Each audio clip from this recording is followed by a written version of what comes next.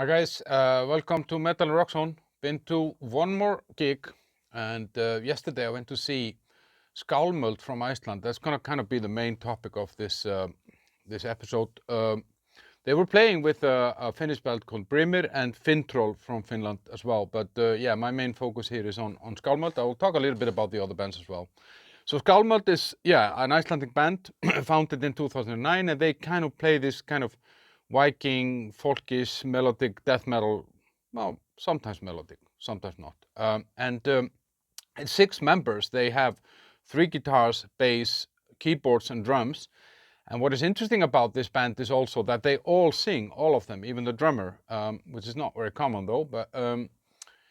And they have these cool kind of vocal harmonies that, they sing kind of like a choir in a way, and that could be because the keyboard player, he is Gunnar. He is actually a choir. He runs a choir. I don't know what you call it, like a choir organizer or conductor, probably. And they have done 5 albums, 5 studio albums. The first one was 2010, and the last one was 2018. And they kind of, they seek inspiration in the kind of the Nordic, Icelandic cultures, in the sagas and the Norse mythology. And you can hear those themes kind of throughout their albums. I was a big fan of their first album, I really liked that album. It was a very fresh kind of breath of air into the music scene when it came in 2010. They took a break before COVID, I think, it's probably like in 2019 or something like that, after they toured the last album. And then now they're back on tour with Brimir and Fintroll. For me, of course, being Icelandic myself, I used that to my advantage, so I got to get in there before, during the sound check throughout the whole day. I got an interview with one of the band members, the sound engineer, and I actually, ran into some of the fans as well. I'd seen Skálmöld live quite a few times before, and I always liked it. They always had a really good atmosphere, and the music was great, the sound was good, and these guys are professionals, And but it's been a while actually since I saw them last time. I think I've seen them 3 or 4 times here in Prague, and I've seen them 2, 3 times maybe in Iceland as well. And when I was kind of looking forward to this concert, I kind of checked in, okay, so what are these guys playing now? And I was a little bit skeptic. Okay, I'm not sure about this anymore. And then when I saw what the venue was, then I was a little bit more skeptic, because that venue is kind of hit or miss when it comes to the sound. And that kind of got me the idea to talk to the sound engineer, because I'm curious how these guys have to deal with it. But of course, I still wanted to see the band, and I was even more determined to go back in there and see the sound check and the whole thing. So the sound engineer, Garðar, he has been with Sólstafur, which a lot of people know as well, an Icelandic band, and Sigur Rós, which is also an Icelandic band. And I would say that these 3 bands are kind of the greatest export of Icelandic music in recent years. I know that there are other bands as well, but in kind of this metal and rock genre, these are the heroes. And I was curious about how it is to be a sound engineer for a band like this, where it's 39 gigs, 39 days, 39 different venues. And so let's see what Garðar had to say. So I'm here with Garðar, who is the sound engineer for Skálmöld and Brimir on this tour, right? Yep. Garðar, I was curious, like you're playing 39 gigs in 39 days. Yeah. And your job is to get the best sound out of every night. Mm-hmm. What do you know about the houses before you come there? Usually I get a tech writer that tells me what speakers are in and what the mixing console is. That's it. And so and if the mixing console is something that you haven't worked with before, what do you do then? You just have to kind of learn from scratch? Yeah, and some of those consoles I haven't used, so I have to. We get in at 12, we load in, we're done loading in at 1. Once Fintroll starts their setup, I just sit down with either a local helper or YouTube and start learning. Wow, that's crazy.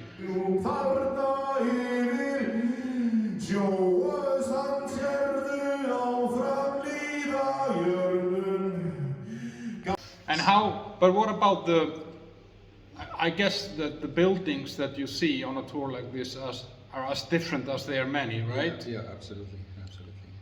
And like here, for example, in Prague, where we are now, this is a very long venue. Yeah. Is that challenging? Yeah, especially where, like in this venue, the mixing console is way back, and it's 1.5 meters above the floor. So I'm not hearing any high frequencies from the PA. So when I have to walk up and down a lot to get the to the floor to check. Try and remember how it sounds, so I don't blow the audience's ears during song number 2. Yes. Now, this is just a part of my conversation with Garðar. The full thing is available as a separate video on the channel, so you can see. If you're curious, you can see more. So after talking to him, I realized that actually the sound engineer is probably the person that has kind of the toughest job on the gig or on the show, because you know his work never really ends, and he has kind of the whole day. Then yeah, after the sound check, I had a chance to speak with Snæbjörn, who's the bass player and one of the singers, and he writes all the lyrics for the band. And because I was curious about, you know, why did they go back on the road? I didn't know, you know, like, and he dropped some hints on a new album. And so let's see what Snæbjörn had to say and what the band is up to now.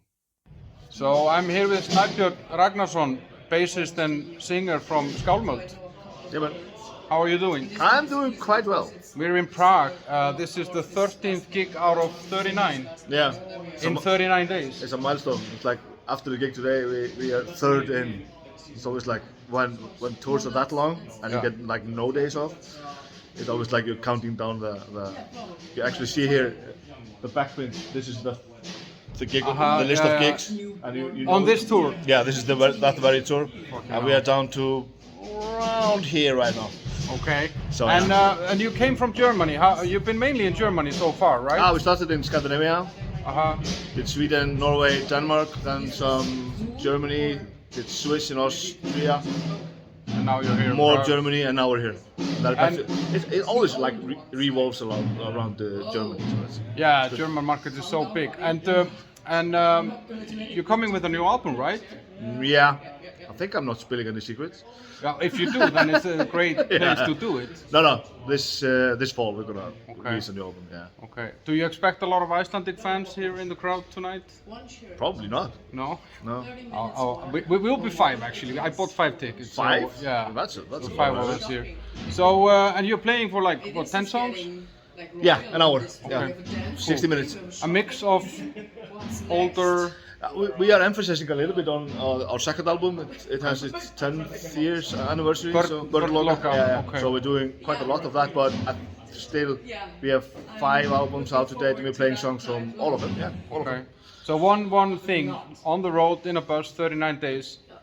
Do you get a lot of food in boxes? Ready-made meals? Not.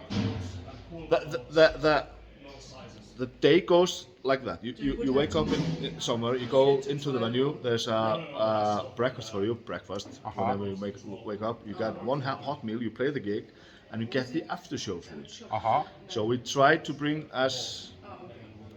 the least amount of food into the bus as we can, because food on the bus it's gonna end badly. So we try to avoid that the best we can. Thank you, Snæbjörn. I know you're going for the sound check. Yeah. Have a good gig. Thank you, man. Thank you. So yeah, I guess this is probably the first time that Skálmöld opens up about the new album. What he told me actually off camera though, what I found very funny, is because I kind of asked him, okay, so there's an album next autumn, you know, that's like 10 months from now, and so is it ready? I said, you know, no, we haven't even written it yet, and he had no worries about that, because he said all of us write some, you know, all members of the band write music, so this is not like a difficult thing for us to do, and yeah, I look forward to that. And during the day and throughout the day, I got the impression that there is a really, really good atmosphere and a vibe in this band. And I think it translates kind of into the performance on the stage. That we'll come to that later. But yeah, these guys really like hanging out. And actually, they told me that they were kind of dying to get back on the road after that break that they took. So they were very happy about this tour. And yeah, I kind of felt that if it wouldn't have been for COVID, they would have actually been on the road earlier. And yeah, so then I was there throughout the soundcheck, and I decided, okay, so I saw the opening band, Brimir. I didn't know anything about them, and actually on my ticket it said a different band, so there was a change of bands in the lineup, and I decided after seeing the soundcheck that I wanted to see that band as well. They're from Finland, and they're kind of like this, I would say, melodic death metal, symphonic death metal band, and they have done 4 albums. They're definitely worth checking out. Brimir. And the singer had told me that it's just we're gonna deliver 8 bangers, and so I was like, okay, I'm gonna come and see them. But I had to go home, feed the dog, and then I would come back. But on my way out, this is like an hour before the gig starts or something like that. There was like a huge queue outside, so I was like, okay, I'll talk to some of the fans. And I ran into Pavel and Christina, and I was curious about what they knew about Skálmöld and why they're there. And there are some seriously diehard fans, so let's see what they have to say. Guys, I'm here with Pavel and Christina. We're waiting outside for Skálmöld. You're fans of Skálmöld? Yeah. Yes. I am Big fans. yeah. Why? I like them and I've been there on Iceland as well with orchestra, and that was my best concert what I saw. In your life? Yeah. And how did you hear about this band the first time? I don't know. I just met them somewhere. I listened them and great on my ear. And what's your favorite song with Skálmöld? I don't know how to pronounce it. It's Kvasling. Kvasling. Yeah, Yes, that's my Kvasling. best one. Weird Yeah. D. And Gleipnir as well. Yeah. And Loki. Yeah. Good song as well. Okay, guys, can I get one scream, some Viking scream here? Viking Scream. Yeah, a little bit. Something like Skálmöld. Skål. Yeah, skål! Skål! And Pavel also told me actually that he had traveled in 2018 to Iceland to see Skálmöld with the Philharmonic Orchestra of Iceland. I think it's said that way, Sinfoniuhljómsveit Iceland, Philharmonic Orchestra of Iceland. He had the ticket from that concert with him to this gig, and he got it autographed by 2 members of Skálmöld. And it was cool because, Pavel had the Skálmöld t-shirt and then the Fintroll t-shirt, so he was ready for both bands. Christina was very happy to see Brimir because she was actually thinking about traveling all the way to Finland, to Helsinki, just to see them live. And this is dedication, and this is what I love about the rock scene here, is that there are people who are, they're willing to travel distances to see, says me, who drove 3 hours the other day to see Sepultura. But yes, these are dedicated diehard fans. So I managed to get back there in time to see Brimir, and it was as promised. 8 bangers, delivered to the point, really good music, catchy stuff. I really like them, and I'm gonna check them out more. So then after them, the venue started getting even more packed. I mean, there was a lot of people when Brimir was playing, but it got really, really packed. And people are obviously there to see, probably all bands, but more people came in to see Skálmöld. And they played 10 songs. They started out with a song called Gleipnir. You can actually find that on our channel here. And they ended up on a song called Kvasling, which we also have on the channel here. So the videos are there, like full songs. The atmosphere was amazing. It's so obvious that the vibe that I was talking about from the sound check and throughout the day, it's on stage as well. These guys really fucking love what they do, and the fans love it. It's contagious. They did this mosh pit split that you can see here on the video. Like, they got the people to separate, and then they got them back in. It was crazy stuff. The sound was really, really good, and I realized, I didn't realize it before, but Garðar, the sound engineer, told me that when you have 6 guys singing, you have 3 guitars, you have keyboards, you have all this stuff going on. It's not an easy thing to do. And there was one point in the gig where there's a lot of stuff going on, where he just told me, I was there in the mixer box with him, he told me that now it's just gonna go into a mess because they're all doing something at the same time. And but I think he and the band, they did a really, really good job. I was surprised to see how much the fans actually knew of the songs, and how you know, I don't know, they sang along and all that stuff, and the engagement, because it's not something you can take for granted here. And I captured the video here, which I think was really, really cool, and you can see that here.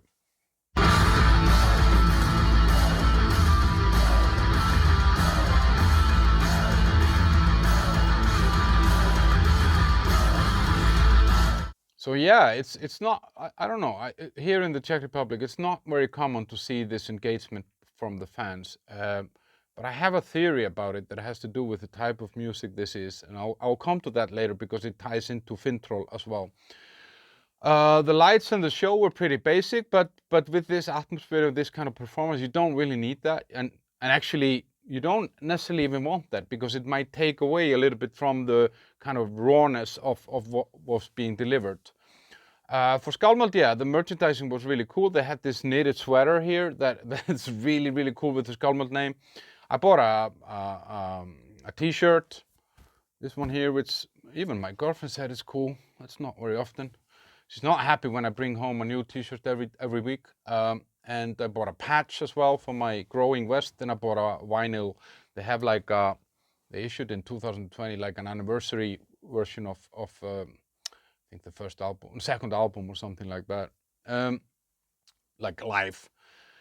So overall, I mean, I came with a little bit of skepticism because of the venue and the set list. It was much, much better than I thought. Like sound-wise, the atmosphere was great, and the songs were actually really good. Songs that I thought I didn't like actually sounded great, and they kind of sent me back to the catalog to listen, because, yeah, there is more to this stuff. I think the difference is that the first album was maybe a little bit, how do you say, the songwriting was, I wouldn't say simple, but it was kind of more straightforward somehow, whereas I felt on the other albums is a little bit more complex. And now I think, okay, I need to go back and listen to this stuff because it's actually really, really good.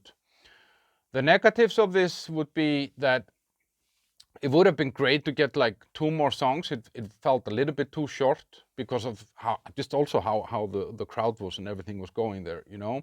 And of course, then I would have wanted more from the first album because that's kind of what got me onto them. But you know, I do get it. I mean, they've toured that album and played those songs a million times, so now it's time to do some of the more recent stuff. I'm gonna give them 9.5 out of 10. It was a great gig. I can highly recommend Skálmöld. If you don't know them, then check them out. You can even check them out on our channel. So this was kind of the peak for me, you know, but obviously there was the main act of the night was still to play, and that's Fintroll from Finland. And for me, like that band is a bit too much of the kind of the folkish style. I mean, there are songs that are less, and then there are songs that are more. And the ones that are more, I'm kind of, I need to skip this, you know. But I have to say, it was better live than listening in the car and listening in my headphones. And they were really, really good with the crowd. They did 17 songs, and it surprised me. The crowd was very, very engaging. And that kind of brings me back to my theory. Those who know Czech metal and rock music probably know, at least if they're foreigners, that it's not necessarily amazing somehow. It's not everyone's cup of tea, let's say that, to piss off fewer people. But it has some traits of this kind of folkish style somehow. And I don't know, like when you listen to Czech rock music, it has limited singing skills and more of like a dude style, like guys drinking beer. Yeah, la la la la la la la la la la.